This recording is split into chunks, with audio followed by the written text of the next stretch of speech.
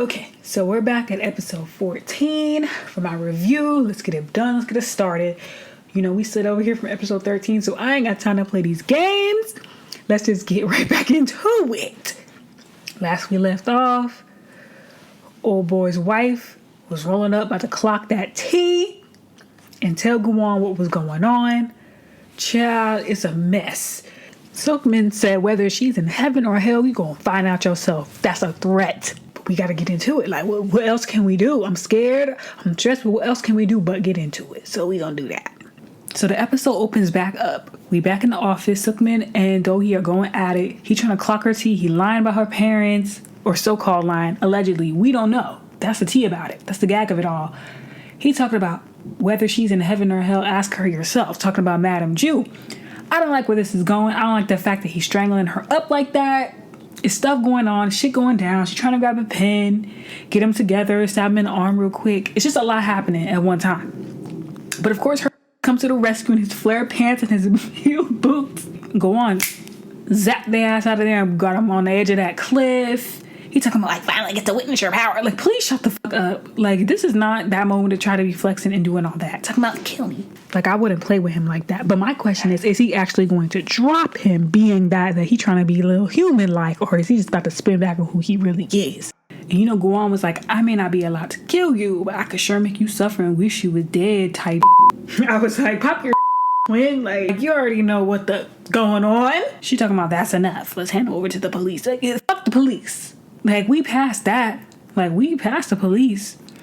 Anyways, it's going down. And basically, he tried to kill himself and take himself out and let go of the tie himself and threw himself off a building as if any of us give a to him. Whole time his body disappeared and shit. Like, that's some other shit. Did he get up and walk away? I don't know. His demonic ass might have been one low-key and just might have awoken something inside of him. I don't know. Anyways, we open the next scene with his wife walking into the police station, ready to snitch as she should have done 20 years ago. Talking about, oh, I'm oblivious, but I be knowing shit type shit.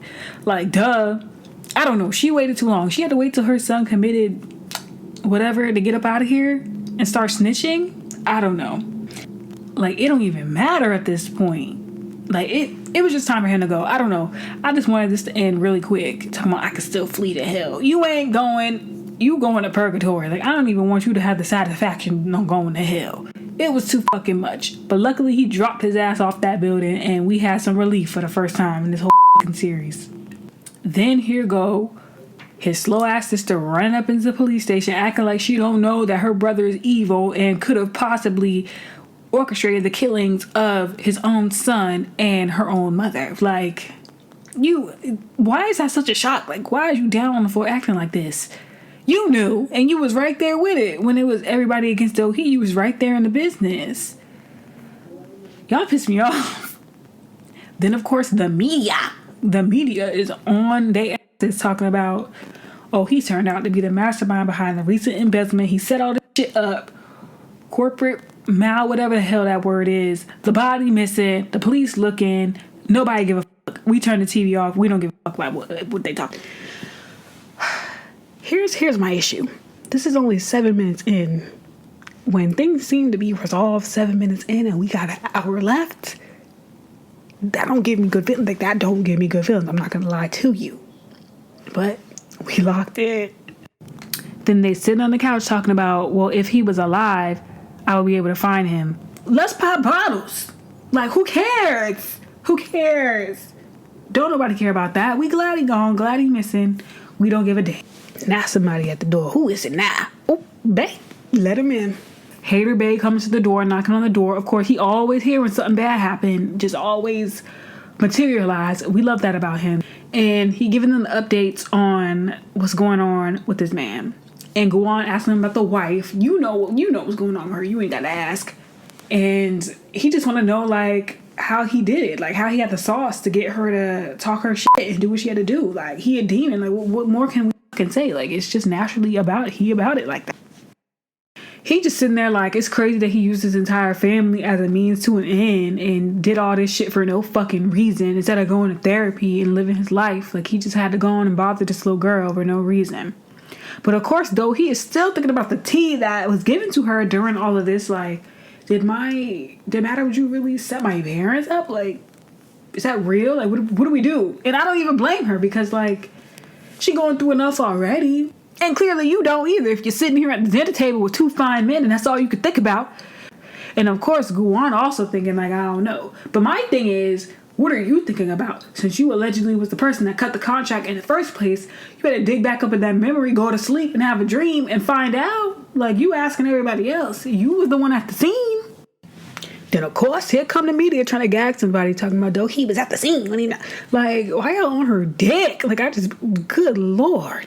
But what's heavy on everybody's mind is trying to find out if the shit is really true, if the business is true. Next thing you know, we slide to the next scene. Hater Bay is sleeping on the couch in his office. I thought he was fired. Why is he always sleeping on his couch?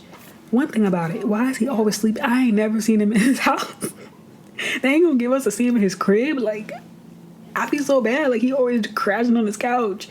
But whatever, he do him. I ain't the one to be involved in his situation. Anyways, next thing you know, my sister Star Jen walks in looking like a baddie as usual, coming with her apology, not apology, with tickets to her next performance, the Beyonce of traditional dance. You already know, like, I was coming, period. Like, I was coming without the tickets. I was gonna find a way in. Next scene, hater nigga's wife pulls up to the foundation with that big King James ass demon book, coming to give it back. Obviously, she should have been did that. I don't know why it took her so long. I don't even know why she had it. I don't even know. As soon as I seen him, I would have been like, hey, I would have told him the first time when he asked you. But you know, better late than never, never later than better. Meanwhile, Dohee trying to put these pieces together and find out if Madame Ju was really conspiring behind her 7-year-old back. And she asked her secretary, who had been working for her for about 20 years, like, did she always have this cane? Was she always limping? Like, what's that? Like, what's all that? And then, you know, it was getting sus because she said, you know, she been limping since your parents died. And that's crazy. That's not something that we can look over. So Dohee thinking real hard about this shit. And Guan just thinking real hard about, like, how to make this less depressed. Like, what are we gonna do? Like, if this shit is true, if the business is true, if the business is true and you left your moms in the hood, then he go talking about every time you call my name, I'll answer. That's cute. That's cute and all, but you know, of course that's gonna be used against us later because they can't let us have shit around here. And Dohee having her second thoughts. And Guan is like, well, the last thing she texted you was that she loved you. So at the end of the day, even if she didn't do all that trifling, you know that she loved you. I don't know what that was supposed to be, but I mean, hey. And oh Lord, here's the standout of the episode here when they go on over to the church and see that pastor. Well, priest. They're Catholic, right? This is Catholic. I don't know. The priest. They're going over to see a priest. The priest that know too much tea. The one that Madame Ju was confessing and doing all that extra shit to. Telling all her business to. He know everything. As soon as she walk in, he know who Dohee is. And he know that's the devil. Ooh, that's the devil! As soon as he walked in and they gave each other eye contact, Guan knew that was a man of a god. And that pastor knew that was the devil. Like, ain't nothing more we could say on that one. And then cut scene, he's talking about his time. Like, time for what? Yes, we know she was guilty to the end, but golly, it's just getting to be too much. Like, did she do it? Did she not? Like, what are we saying? And of course, as soon as he walked out, he's like, I don't like this, man. This is about to be too much. He about to blow my spot up. And that's exactly what he did. Because she walked out and she wasn't for nothing no more. They got back in the house. He backed up. But what I liked was that they took us through the entire situation, play by play. Madame Ju was tripping on all her employees, just want to get her money. Capitalist queen, okay? And Dohee parents wasn't going for that. Like, they was about to stop her by any means.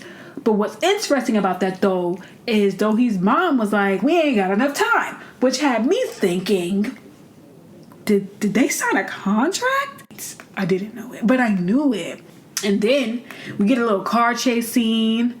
Madame Ju's little nosy ass hater nigga son was recording the whole thing on that little recorder. Anyways, they was having a chase scene. And it was getting really intense. Next thing you know, they crashing. And here comes Guan walking out in his trench coat looking like Neo out the Matrix. Coming through, done sent Dohee's father to hell. Like, you really did that. Like, you didn't have to do that. But you really did that. Like, you know, he ain't give a fuck about nothing back then. And Madame Jew was face to face with him. He had the smirk on and everything. He was like, we could do a contract too if you want. Like, my shift ain't quite over yet. And that was very trifling to me. That was very trifling. I don't know. From this point on, I had to tap out. I had to look to the side. I'm like, Dohe, what are we exactly going to do about this? Because now it's your nigga. And of course, when everything blew up, Madame Jew's knee got knocked the hell out of his socket. And that's how she was limping. And it's just looking crazy. Imagine being told all that by your pastor. You walk out and your nigga standing there. Like, what do we do? What do we do? If you still stay with him after this, like, something about him must be great. Because after this, I'm suspicious. I can't lie. I probably have to run through that book and find out how to get him out. So, skirt to the house. In the next scene, we see her in the house. Vibes is off. Vibes is bad. She out here hyperventilating and just breaking down, like, as she should. Like, what the fuck? It's just bad. The vibes is bad. She backing up. And, of course, he tried to buck up, pipe up, and go back to the church and threaten the fucking priest. Are you serious? Are you serious? And of course, he run to God to complain like we all do. And her bum ass ain't got nothing good or constructive to say as usual. What do we expect? Next scene. She's popping up at the traditional center that he owns or whatever. Here comes Star Jin walking down the aisle. About to come up to her and pull up on her. Not with no beef though. She's over here like, it's my last performance. It's on the Beyonce of traditional dance. And this is my renaissance. I need you to be there, bitch. Like, I don't care if we had beef. Like, I need you to be there. Cause you done put me through, you done stole my nigga type shit. Like, you might as well just come. Like, I ain't got no beef. I'm leaving, so I ain't worried about him no more. And like, you shouldn't be worried about him that much either with all this shit going on. But anyways, it's this event. I didn't even remember that there was an event that's supposed to be going on, but I forgot. There was the event between Dohe's company and his company. I forgot all about it, bitch. And of course, his little assistant sees this lady running through looking very, very, I don't know, all her bags packed. He like, what the fuck she got going on? Basically, he fuck up his bag more than ever before because Dohe ends up seeing him resolving his contract with this woman and she's begging for her life. And he just went ahead and killed her with them shotgun eyes on. And he was real sadistic about it. And then she died on the floor and she saw it all. She was very gagged and gooped and disgusted and terrified.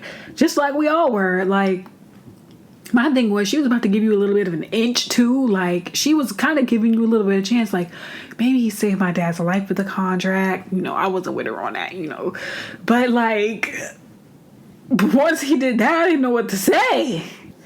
Then we get to the end of the episode. He talking about let's go for a walk. Walk where? To hell? I don't know.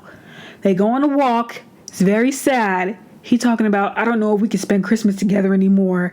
Obviously not. Like, you know that she know the tea. Instead of explaining yourself, you just go ahead and leave and put some more trauma on her.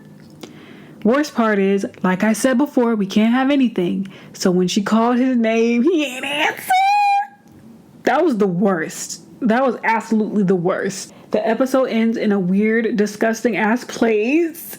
We're all sad. I kind of just want to yeet myself out of the mortal coil. And they give us the previews of the next episode. Somebody done chloroform my bitch. Like, who the fuck is doing that? And but it's probably that hater nigga. It's probably him. Talking about they can't find him. And the wife like, oh snap.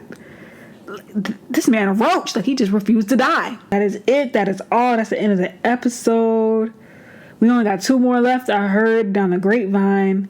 I'm scared. I just want everything to be okay. But yeah, that's all. I enjoyed this episode. Leave a comment, like. Ain't nobody watching this, but I said what I said. And that is it.